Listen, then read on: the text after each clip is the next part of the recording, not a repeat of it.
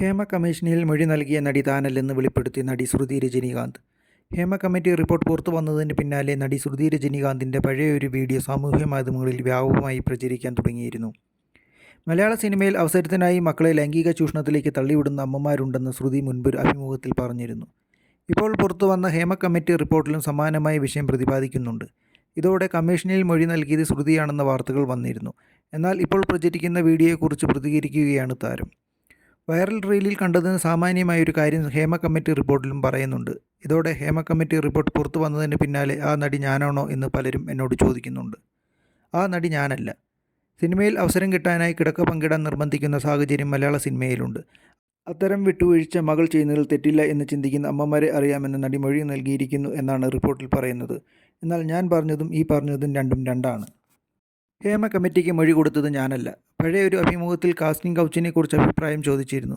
മലയാള സിനിമയിൽ കാസ്റ്റിംഗ് കൗച്ചുണ്ട്. നിങ്ങളിനി എത്ര ഇല്ലെന്ന് പറഞ്ഞാലും അത് ഉള്ള കാര്യമാണ്. ഇത്തരം റിപ്പോർട്ടുകൾ പുറത്തു വന്നേ തീരൂ. ഇപ്പോൾ പരസ്പര സമ്മതപ്രകാരം ലൈംഗിക ബന്ധങ്ങൾക്ക് പോകുന്നത് എന്തുമാകട്ടെ, ഞാനൊക്കെ കലയെ അത്രമാത്രം ഇഷ്ടപ്പെട്ടതുകൊണ്ട് സിനിമയിലേക്ക് വന്നതാണ്. ചെറുപ്പം മുതൽ നൃത്തം അഭ്യസിക്കുകയും നാടകത്തിൽ പ്രവർത്തിക്കുകയും ചെയ്തിട്ടുണ്ട്. കൂടെ കിടന്നാലേ അവസരം കിട്ടൂ, ഇല്ലെങ്കിൽ ചെറുതായിട്ട് തൊടുകയും പിടിക്കുകയും ചെയ്യും. അത് കണ്ടില്ലെന്ന് വെച്ചാൽ മതി. 2-3 തവണ കെട്ടിപ്പിടിക്കുമായിരിക്കും, ഉമ്മ തരുമായിരിക്കും എന്നൊക്കെ പറഞ്ഞാൽ അംഗീകരിക്കാനാവില്ല. അതിലല്ല, നമ്മുടെ കഴിവിനെയോ നമ്മൾ ചെയ്യാൻ പോകുന്ന ക്യാരക്ടറിനെയാണ് അളക്കേണ്ടത്. അതുകൊണ്ടാണ് കാസ്റ്റിംഗ് കൗച്ചിനെക്കുറിച്ച് ചോദിച്ചപ്പോൾ എനിക്ക് വ്യക്തിപരമായി അറിയാവുന്ന സംഭവത്തെക്കുറിച്ച് ഞാൻ അഭിമുഖത്തിൽ പറഞ്ഞത്.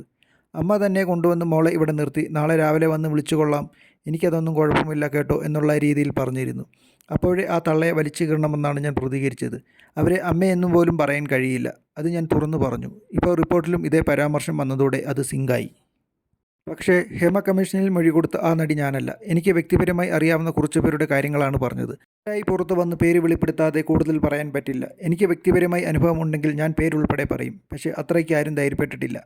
എല്ലാവരും ഇക്കാര്യത്തിൽ നോ പറഞ്ഞാൽ ഇതൊന്നും ഉണ്ടാകില്ല. നോ പറയാത്തത് കൊണ്ടാണ് കാസ്റ്റിംഗ് കൗച്ച് പോലുള്ള സംഭവങ്ങൾ പ്രോത്സാഹിക്കപ്പെടുന്നത്.